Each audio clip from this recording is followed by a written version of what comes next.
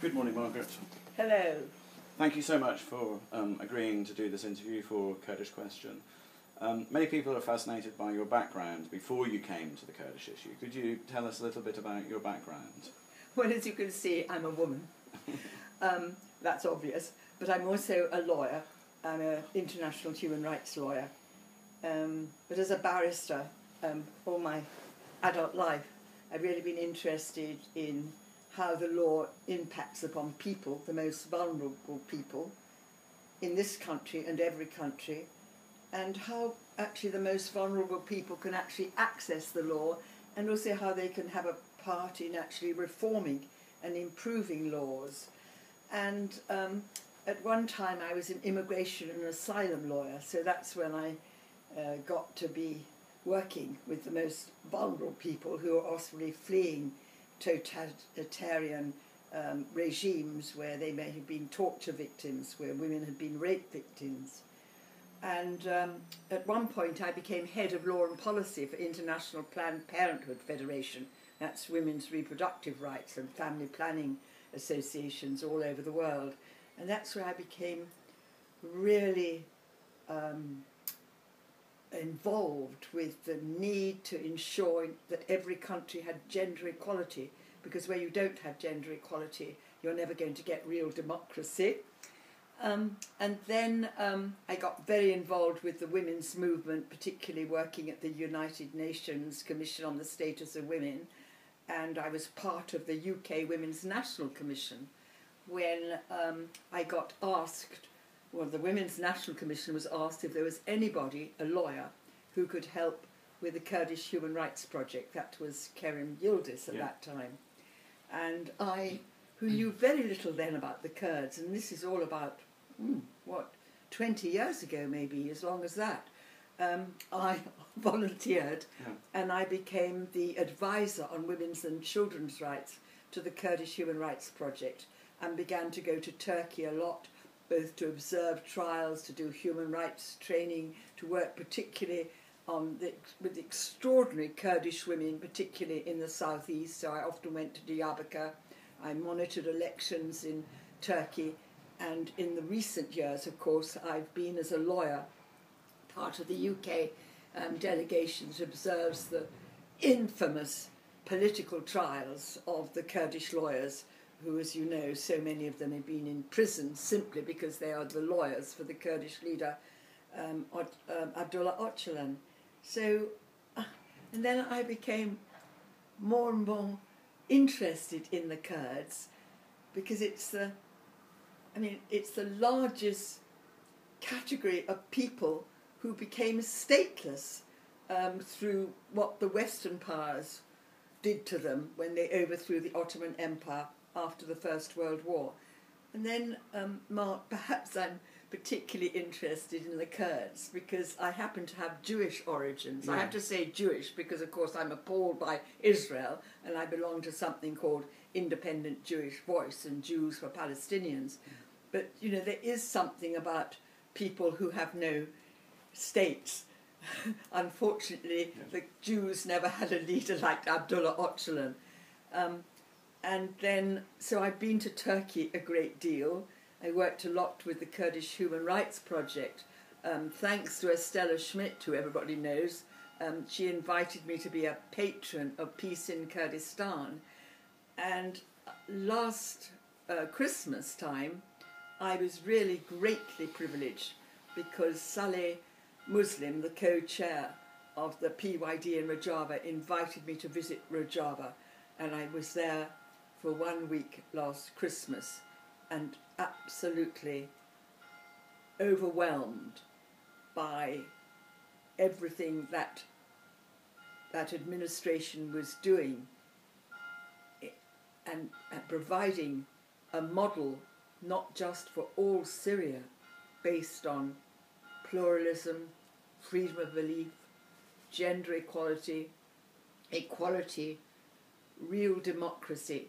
And I thought, this is a model not just for Syria, it's a model for every country coming out of conflict. In fact, a model for every country in the world, because in that platform, in that way it's constructed, it actually is the one model that could bring peace and have people living together in prosperity and in freedom.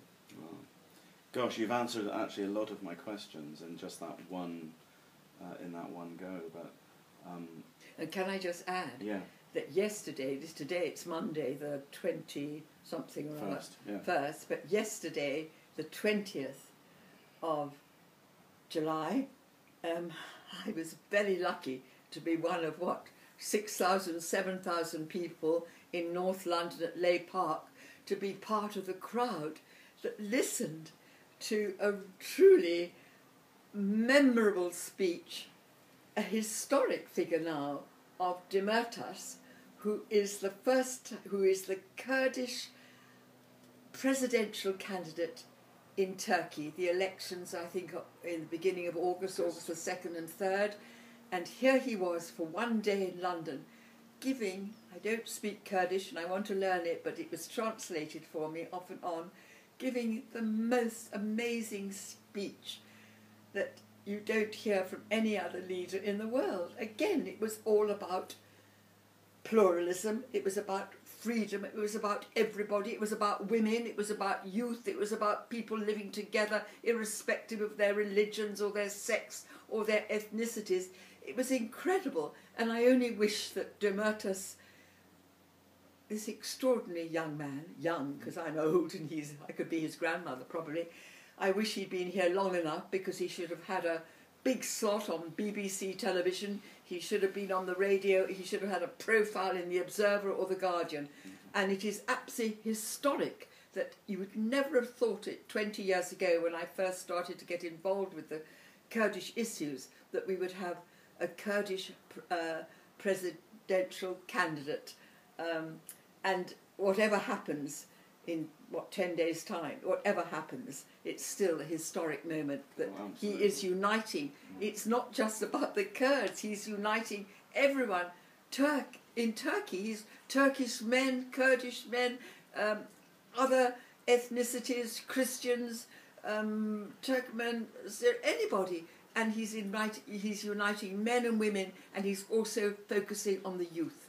I mean, I just think he should get lots and lots of votes, and I hope that every Kurd in this country who's registers to vote or registers now, jolly well ensures that they vote for this extraordinary man, because even if he doesn't get in, he's going to get a lot of votes and he deserves them. The Kurdish issue is becoming really more and more such a big international issue and such an important issue in the Middle East. But as you say, you have been sort of trying to raise awareness and campaigning on the Kurdish issue, and myself for 20 years. But it hasn't been easy, has it?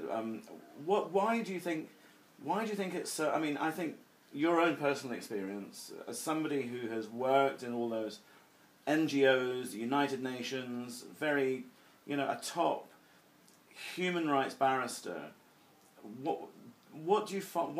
What has been your experience in terms of trying to raise awareness about the Kurdish issue, and why do you think it's so difficult to campaign and raise awareness in this country? Well, I realise why it's so difficult, because of the geopolitics of all this. Because as well as working on the Kurds, I have my own international non-governmental organisation which is called Widows for Peace Through Democracy, which is actually about the needs and roles of widows and wives of the disappeared in developing and particularly conflict countries. And my goodness, in Turkey alone, or everywhere, we have in many, many, not only Kurdish widows, but Kurdish women who don't know what happened to their husbands. Are they in a mass grave somewhere? Are they in prison? Where are they? And also, as well as working on this widowhood issue in the context of conflict, I'm also a founder member of another non-governmental organisation called GAPS, Gender Action on Peace and Security, which is there to actually see implemented UN Security Council resolutions on women, peace and security. One famous one is 1325, but there are 7 others. And these are international law which says that all actors government or non-governmental, who are involved in conflict resolution, conflict prevention and peace building must look at the impact of conflict on women and girls and must ensure that women are part of the peace process. And another resolution a few years after the 2001 said that every country, every member state at the UN must develop a national action plan, how they're going to implement that resolution, what are they doing to gather information about the impact of the conflict on women, and how are they getting women's organisations to be at the peace tables. Well, it's very interesting, isn't it? I'm often in meetings with the Foreign Office with my hat on, my GAPS Women, Peace and Security hat on, or sometimes with my widow hat on. And they often say, well, which countries have such close relationships with that we should help them to implement the resolution? And I always say at these meetings, and I've also said it at meetings with William Hague when every year he launches his democracy and human rights report, what about Turkey and what about Sri Lanka? Turkey, we have such close relationships with. Turkey is a member of the Council of Europe, it's a member of NATO. We sell arms with Turkey, we trade with Turkey. But whenever we talk with Turkey, the Foreign Office, it talks about Israel, it talks about Cyprus, it talks about Iran, it talks about the nuclear. It never talks about the Kurds, never. It's the same, of course, with Sri Lanka. We have very close ties with Sri Lanka. We sell arms to Sri Lanka, but we won't really do anything about the terrible way they treat the Tamils. And there are some, they're just a few, well, it's about liberation movements, isn't it? There are similar things, the Kurds in the 4 countries where the Kurds have been oppressed ever since the 1923 Lausanne Treaty, and what happens with the Tamils in Sri Lanka. So there is a reluctance because we, the US, UK and the EU, they continue to keep the PKK, keep the terror tag on the PKK without ever understanding what the reason was why the PKK ever had to be founded by Abdullah Öcalan and that brave woman who was one of the 3 assassinated in Paris 2 years ago, and how all the time Öcalan, who's been in prison for 13 years, the Kurdish leader, seen as the Kurdish leader, who is always, all the time, striving to find a peaceful solution to the conflict, the long, long conflict in Turkey. But we always seem, the Foreign Office, the official thing, always seems to back away from ever having any protest with Turkey about its appalling human rights track record, its absolute absence of any rule of law, its corrupt legal justice system, which I've seen so many times in Turkey. I've been to so many courts which are absolute farces. I mean, there is no, it is an injustice system. And why don't we, so that's one reason that we don't ever criticise Turkey, because we have interests with Turkey and with the KRG and oil. It's all to do with this, the great game. It's the great game, and it's all to do with resources such as the oil. Another example is that the Foreign Office... Sorry, can I just ask, that I suppose in some ways that's understandable, but even for within the media, when we try to get the media sort of interested in the Kurdish issue as well, it's almost like you can't bypass governmental institutions. Does that mean that all the sort of media editors, they're all linked to MI5 and we're controlled Mark, in some way? this is such an interesting question, because of course I don't have the answer, because I don't understand. Because when I came back from Rojava in January, and I was one of the very few people, I crossed alone in a little red tin boat across the Tigris, it all was incredibly highly organised that I was allowed to get in there, and I had a big story to tell, having been there and been witness to the fighting already the there were Al-Qaeda, 250,000 IDPs there in January. There are now 1.5 million, mainly women and children, who fled to Rojava. And I had a story to tell, and I couldn't get it into The Guardian, which I've often had articles in The Guardian. I can often not even get a letter published. So I don't have the answer, Mark, but I also think this is really weird.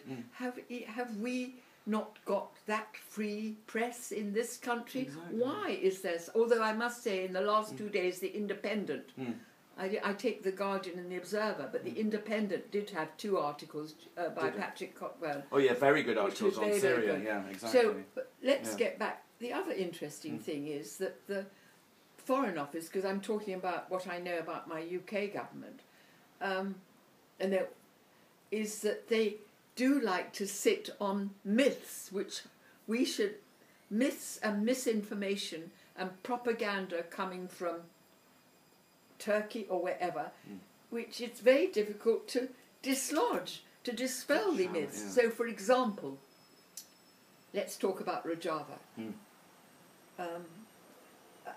I think it's, I had Saleh Muslim staying here a year ago, when he had to talk to Jeremy Greenstock, who is now the chair of the UK United Nations Association. And at that time, Saleh's English wasn't that good. I mean, what he was saying was very good, so I pulled the telephone from him to say in my very short English way, look, Jeremy, you've got to understand, you cannot support that opposition which is contained, this was over a year ago, because it contains all sorts of factions and mercenaries which are actually jihadists who are actually fighting the Kurds, because at that point our government was actually thinking with the United States of actually arming and supporting all that opposition group, and we had all that fuss. And I think that the PYD did it absolutely brilliantly and rightly. They refused to take any part in Geneva II over Syria, because they were only allowed to be there if they would go as a member of the opposition. And of course they couldn't be a member of opposition. And now, in Rojava, right now as I'm talking, the YPG in Rojava, are having to fight ISIS, and one of the ridiculous mispropaganda, whatever, that we've had all the time with our UK government, with the Foreign Office, who were with the Foreign Affairs Committee, is they've got this peculiar idea based on propaganda that in some way the Syrian Kurds were in league with the regime, simply because the regime pulled out its troops because they knew that they didn't have to fight on 3 fronts, because all the jihadists and ISIS were fighting them. But all that was absolutely based on, but why? I don't know where it comes from, because it's absolutely without any evidence. And when I came back from Rojava and made a presentation with Jeremy Greenstock there, so Jeremy Greenstock to UNA UK, I just got these questions all the time from them, but without any evidence that somehow the PYD was in league with the regime, that it actually committed, war crimes. I mean, absolutely ridiculous. And the horrendous thing is that because there is this conspiracy, absolute conspiracy, now there is no humanitarian aid going into Rojava, and there are all these people coming who are Christians, Arabs, Assyrians, Turkmen, all coming with huge problems, including the trauma of women who've been raped, because there's been now a fatwa last year that it was halal, it was okay to rape Kurdish women. I mean, huge problems, both of food, shelter, medicine, but also skilled help for all these people who are traumatised and wounded by this, masses and masses of children who are traumatised, who haven't been in school for ages, and no humanitarian aid, and yet they're refugees in all but name. So, and then why the Kurds are so amazing, and the Kurdish women are so strong and amazing, is that in Rojava, which is a very good example, every single institution, organisation, company, board must have, whether it's the police or the army or health administration, education, everything, every institution must have co-chairs, a man and a woman, and that woman isn't just dealing with women-y things, they're together. And so that goes all the way down, and in every town and village in Rojava there's a women's house, a women's academy, so women have a hotline to where they can get all the special help and assistance and that they need. So, and then they keep saying, just as Dermatas said yesterday, and Saleh Muslim has said again and again about Rojava, we are for everyone. We're not just, our model isn't just for us Kurds. It's for everybody, that everybody should be able to live together, whatever their religion, irrespective of their religion, irrespective of their ethnicity, irrespective of their gender, irrespective of their age. So I suppose I'm in love with the Kurds in a way, and I admire them so much, and I think it's now getting very politically very difficult again. We've got a very difficult situation now with the KRG, the Kurdish Regional Government, Barzani, who does have a different agenda to the agenda of Abdullah Öcalan, which is the agenda of Demirtas, which is the agenda of Saleh Muslim in Rojava. Because I'm afraid his is nationalistic, it is Kurds for the Kurds for the Kurds, and it is. And what I don't understand, because maybe I'm not politically savvy enough, but that what is really sinister to me is when I was in the KRG earlier this year, I could have been in Turkey. All the shops, all the hotels, everything is Turkish, and of course the KRG is absolutely allied with Erdogan. Barzani and Erdogan are together, and the KRG sometimes looks like a suburb of Istanbul. Yeah, that's a lot of people.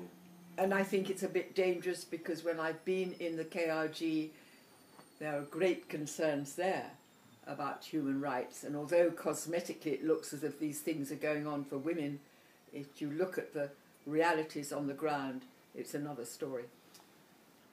Generally, the Kurdish people over the last 20 years have made incredible strides forward, and just again two nights ago, it can be sort of, you know, we can sort of see that these borders seem to be sort of melting in front of us. 200 or 300 people broke through the borders on the Turkish border, and just streamed into Kobane to give their solidarity, and many of them joined the YPG. So the Kurdish issue seems to be really exploding onto the international stage agenda. Yeah. How do you sort of? I mean, I must say, I would go to if I could. I'd join the YPG, and I always said in Turkey, if I was a Kurdish girl in southeast Turkey, whose family had been evicted from my ancestral village, who I could not access education because I'm not allowed to use my own Kurdish language and I don't speak Turkish, and I will never have a job because I have no education or employment, I would have gone to the mountains. I would go to the mountains. And I always think of the Saturday mothers who say, let's have peace so we can get our daughters back from the mountains. But the women, because when I was in Rojava, I asked a lot of the older women, who many of them are widows, whose husbands have been in the PKK, whose daughters were now age 18 or 19 in the YPG, who'd done that 1 month's training straight from school. But do you worry about your daughters? You know? And they would say, no, we are proud of our daughters, even though they've lost their husbands, they might lose their daughters, because they're young women who are martyred. I've seen the Martyrs Cemetery near the border. They are young women who are being killed. But goodness, these young women in the YPG, they are absolutely amazing. I wish I could join them. Margaret, thank you ever so much for talking to us today. Is there anything else that you would just like to add before we finish? Well, what I find so difficult, because I work a lot through the United Nations, and I go to the UN every year, and in November I will be in Geneva preparing for the next Commission on the Status of Women. And even in these big international meetings, the Kurdish women don't have a voice, because in all those 4 countries, the official delegations don't represent them. So you could go and hear the Turkish Minister for Women's Affairs talking one side of the road in the UN building about all the amazing progress that they've done, for example, for women in tertiary education. But she never talks about the fact that there are millions of Kurdish girls who can't even get past primary school because of the language thing. And I think what is exciting, language is so... I'm talking about really a genocide, when you a psychological genocide, even if you're not killing everybody, if you deny people the right to their language and their culture. And what is amazing about Rojava is that the PYD, the first time, 3 official languages, Kurdish, Arabic and Syriac. And I just think language is so important. And there's that Kurdish culture, which is more than 5,000, born in the cradle of civilization. I mean, this is an outrage. This is a human rights violation on an enormous scale. And so I'm proud to be able to work with the Kurdish people, who I admire so much. And I think the Kurdish people are very proud of you. And thank you very much for agreeing to do this interview for Kurdish Question. Thank you, Mark.